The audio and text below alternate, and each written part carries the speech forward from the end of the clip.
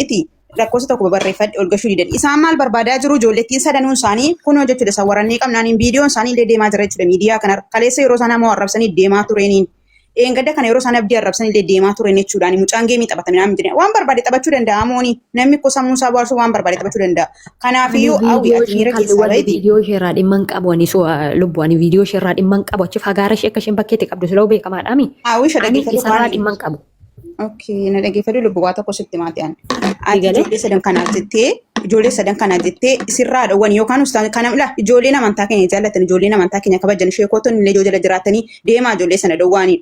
Deemaati ustaazota kaleessa dhingada salamsiisanitti maaliif amantaa namaa xiqqeessu maaliif amantaa namaa arrabsuu fiinitu kaleessa amoo arrabsan gastii banatanii sadii ta'anii keessaan viidiyoon isaanii waraabamee deemaa jira kun suuraa isaanii isaa wareera jechuudha. Hawwiin dhuftee hawwiin arrabsan. Ana qinxirii haadha isheetti na arrabsiti ani deebisee jechuudha isin kabajuun kiyya kabajaa isinii gochuun kiyya yoo arraba kiyya barbaadan ta'e hin hawwine yoo jettanii natti himaani.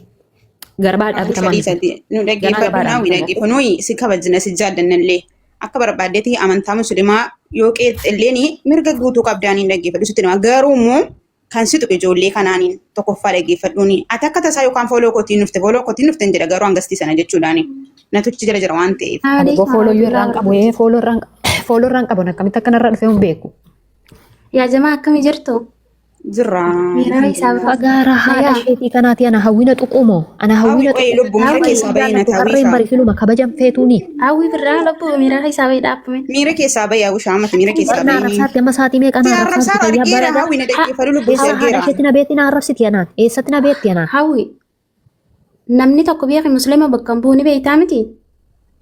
Isaan immoo musliima qabatanii kunoo ijoollee musliimaa jedhanii kun musliima keessan jiranii amantaa musliimaa tuqamuu dandeenyoo sisteerra dhaggeeffadhu waa tokko sitti himaa. Kan ishee mana ustaazaa jalatti mi'uutti na gootee na arrabsaa oolte isa sana nan dhiise. Mana ustaazaa dhiise inni biyya quban qabarree warri yalammoo si goote sani isaanii dalagaa isaaniitti jiranii miti mee mootii si eegammoo akkamitti si beekan hawwi.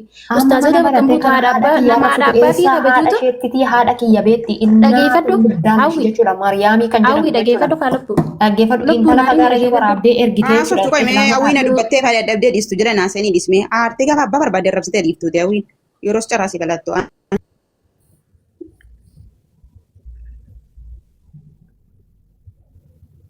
Sagalee kun jiru? Raawwii dubbadduun hin jira hawwi. Dhiisimee dubbaddu hin jine hawwi jimee obsita tartakka obsi. Anamma sababaa keetiin nuti wallaa ilaasa sababaa keetiin maaliif gastii sana jala taa'ee ilaalaa ture kaleessa illee yeroo jechuudha haadha obsi meeraa. Raame obsi nama haadha abbaa fi kabajuu ustaazota kabaje yoo ustaazonni dhaabbu janiin hin dhaabbattu namni haadha abbaa fi kabajuu haadha abbaa namaan arrabsan beektaa akkasitti ana haadha abbaan kiyya akkanaa kabajamu yoo fadhee haadha abbaa kiyya sana hin arrabsu maaliif haadha atiseen Muhammadin jaalladhe Muhammadin arrabsite waggaa darbe maal jette Muhammad ishee jettee haadha kiyya arrabsiti qinxirii haadha ishee salu Muhammadin ishee sana isiin yaanina yaa hawwi Rabbi jaawi in arrabsini dhisi haadha abbaa kee kabajis isin dantaasiiti haadha abbaa siin arrabsin dantaasiiti isin haadha abbaa siin kabajuu haadha abbaa kee arrabsin qaban taanaan jechuudha baay'een ishee obse bar baay'een obse amma ijoolleen qoy mee intini dhaabbadhu mee hawwiinan beekanii dhaabbadhu lubbuu ilaa dhaggeeffadhu seen gaafa namni tokko see tuqu anamma jala naasoo hawwii jala jechuudhaani wallaahi lazinii seen gasti jala gaafa sin ajandaa nama godhu tokkoffaa ustaazonni raqama tokko barreeffadhaa jechuudha garee shaadaa irratti abummaa asbaa irratti sheerii godaanii. Gastee hawwitaan nan inni gusaan maaliif ijoolleen kun sadanii kaleessallee aamoo arrabsaa turaniin akkasumatti ilaa gastii kana banatanii sadii ta'anii maaliif amantaa kiristaanaa keessaa dhufanii amantaa musliimaa qabatanii amantaa keenya keessa teessanii amantaa namaa xiqqeessuu nuyi bara hin danda'amuun abbaa barbaadan arrabsuullee hin danda'amu.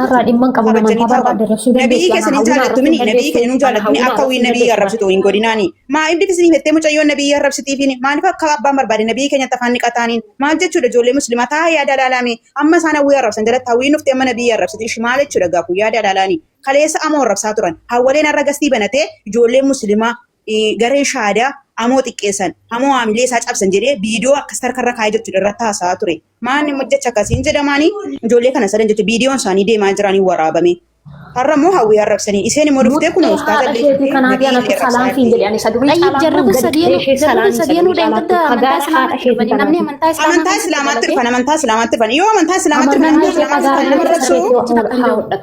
maqaa hawwiidha hin dandeessu amantaa islaamaa ta'uu godhatanii Amantaa Islaamaa doo godhatanii nama arrabsuun kan barbaade. Fooloodhaaf jecha amantaa Islaamaa amantaa keenya xiqqeessuu fooloodhaaf jecha nabii keenya hin jaallanne jedhamini maal gochi nama arrabsu ishii nuyi nabii keenya hin jaallanne lubbuu keenya dabarsinee ilaannaa nuti warri keessa dhalate nuti nama arrabsinu wallaahi nama amantaa teenya dhufellee xiqqeessinu yoo inni kana xiqqeessu ta'e inni kabajna nuti mataa jalaa gajjannee wajjiyaana wallaahi laakiin namni amantaa teenyatti dheengaddu dhufee akka nabiyyiin keenya arrabsamu yoo nama arrabse amantaan teenya abadan nuun ayyamtu itti manii yoo isiin dhaga'u baattee firraa dhorkitu hawwi ustaazootatti himadhu Hawwi kan gochaa jiru intala sana jechuudha. Sadanuu isaaniiti. Ani ishee hin beeku ani. Ilaa hawwii ishee dhaggeeffadhu. Yoo ustaazonni keenya nabii keenya hin jaallatu ta'e jara kana sirraa dhawwanii akka nabii keenya hin arrabsine fi sirraa dhawwanii. Ani nama morma kiyya kana kennuudhaan fagaara haadha isheetii kanaati waan ishee qabdu hundattan mukatu maanan. Qinxirii haadha isheetii kana ustaazonni kee maaloo keenya dhiba'iitu intala kana narraa dhorkadhu. Ta'uu baannaan ajandaa miila takkaan si dhaabuun si hifuu maanan miidiyaa kanarratti. Muxxee haadha kee asalanii. Hawwii ishee bakka miira keessa qinxirii haadha kee tolgalchii hodhadhu malee hawwii tuquu hin dandeessu. Hawwi jedhii si haadha arrabsini. Isii arrabsi kafeetetti arrabsi haadha namaan tuqin hidhii si lubbu. Yaa ilaaha illallah Muhammad Rasulullah irra mojjaddaatti miiqamna ijoollee. Subhaanallah ta'ala. Fagaara haadha isheetii kanaati. Hawwiin miira keessaa baay'ee. Suuraa raayyaa abbaa mancaatan irraa kaasita biraarra kaadha lubbu wayii arrabsi. Laa seenii maseetum jettee irra keessa malee saanti ni gootee irraan keenya qofa. Raayyaa fi naanneeshinii galgala arginaan jedheeman. Arrabii akkana arrabsaa jiran akkasumaan itti haafuuf mafi mushkila. Nama takkaaf jettee nama badheetiin qaban waan isaan naan jedhan nama isaa jechuudha. Daqiiqaa 28 nama takkaatti nama biraan tuqin. Sigalee nama takkaatti nama 28 jala taa'ee amantaa Islaamaa muxxee haadha isheetii amantaa haasalu. Islaamaa namni tokko bakka hin bu'u. Hin bu'u namni tokko bakka suuraa raayyaa abbaa mancaatii fi taa'amma diin jamal kaasiitii tabiraarra kaaddu nama takkaaf jettee amantaa Islaamaa bakka buusteen arrabsin. Nuti nama na kabajna wallahi akka amantaa Islaamaatitti nama na kabajna. Kaasnaan jette amma seeraan inni irra taa'ee jira. Kaasuuf dhiisuu kiyya galgalaa sun.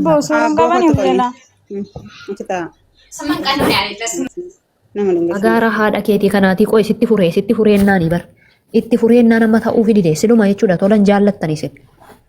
Hawwisha hawwii lubbu miira keessaa baheetu ustaazonni keenya sirraa dhawwanii akka nabiin keenya arrabsan Ustaazonni sun irraa dhawwanii maal jechuudha bismillaahi rahmaani rahiim kunis nabii keenya arrabsu kunis nabii keenya arrabsu ijoolleen amantaa kiristaanaa keessaa dhuftan illee ammas illee itti dabaltanii nama arrabsitanii nabii keenya arrabsiiftu amantaadhaa dhuftan immoo isin itti amanuu qabrii keessan boriidhaaf itti amanuu dhuftan immoo fooloo barbaaddatanii miidiyaa kanarraa ganda namaa tuquu yookaan amantaa namaa xiqqeessuudhaan dhuftan amantaa kaleessa keessaa baatee arrabsuu hin dandeessu amantaa keenya keessa teessee amantaan keenya kabajaa qabaanii nabiin keenya illee kabajaa qaba jechuudha abbaan waan barbaade hamoon geemii taphate waan isin gashuun qabuun shamarran yoo barbaade kenni yoo barbaade biraa deemi jechuudhaaniin kanaafiyyuu kaleessa isin biidoo isin waraabde deemaa jiranii har'a immoo hawwii arrabsitan hawwiin jasti barbaade dhaquu dhimmi dhaqaadha hawwii arrabsite miti hawwiin immoo kun dhuftee nabii keenya arrabsitii hin gaane har'a immoo galgala kun dhufi banadhe nabii keessa arrabsaa jetti maal jechuudhaan.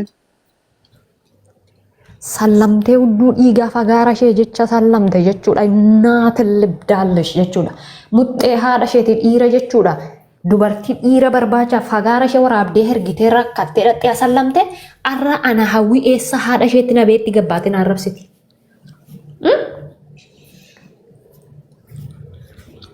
Hawwii yaalii ammati lubbuu miiri. Ani waa'ee amantaarraa nama ishee caalaa beekuudha bara. Qinxirii haadha isheetii kana dulloota fagaara isheetiif amante jechuudha. Dulloota hangarraa bultiin ijaarratiin fagaara irratti goge jechuudha. Shaarmuxoota haadha keessanii anaaf isin eessatti wal madaala. Ani daa'imummaa kiyyaa nama bultii horateedha. Dullattii hudduu dhiigaa haadhaan wal qixxaate saphiidhaaf mataan harrii baase jechuudha umurii malee. Shaarmuxaa haadha keeti kana amantaa kee jechuudha qinxiraama haadha keetti ol galchii hodhadhu yoo barbaadde. Si galee?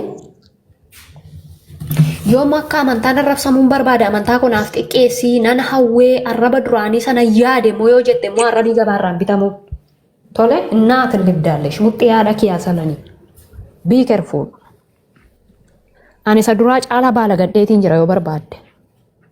Dur baala gee maaliiti amma baala gadheen isa caalaatti. Hawwii miira keessaa baay'ee lubbuu.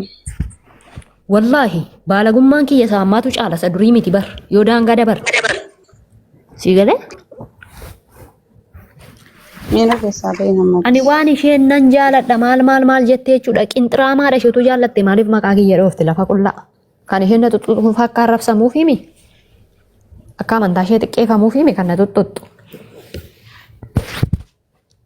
Ani hawwiin sodaan qaba seete moo?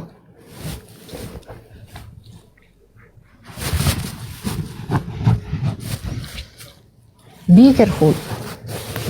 Kabaja ofitti godhin. Maqaa kiyya dhoofte taanaan sii dhumateera.